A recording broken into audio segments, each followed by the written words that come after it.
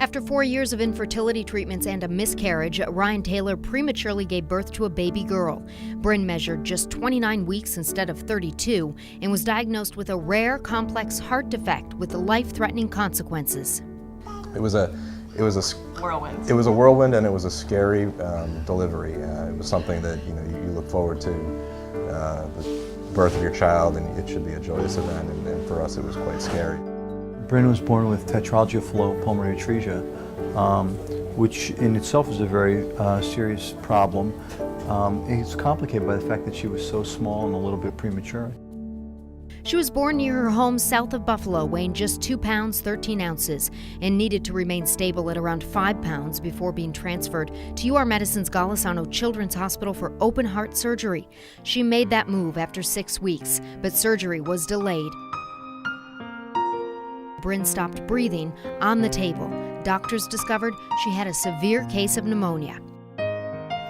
Doing open heart surgery on a baby, that kind of a small baby with that kind of problem, is very complicated. After 2 weeks and a heavy course of antibiotics, Bryn was back in surgery.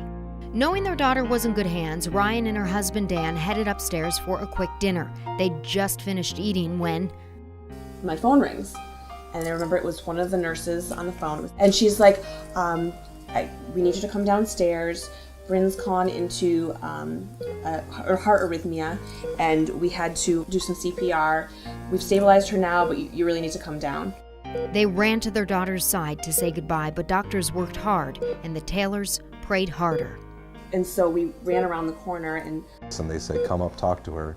And you walk up to the table, and she's got just a piece of clear plastic that might as well be saran wrap over her chest, and you can see her heart beating.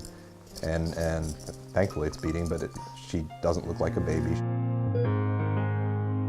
Bryn was stabilized, and Dan and Ryan went to the waiting room as the medical team worked to save their daughter. A few of the other doctors at one point came out to us and said, it'll be a little while, she's, we're just finishing up. And a number of minutes later, and you see the surgeon, Dr. Gensini, running down the hallway, coming back to work on her again.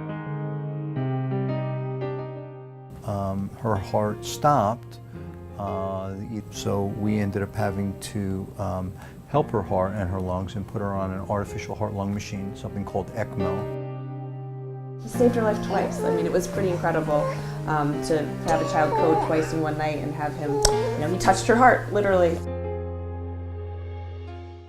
So many complications, treatments, and scares. But finally, when she was 4 months old, baby Bryn got to go home, but still had to have a feeding tube.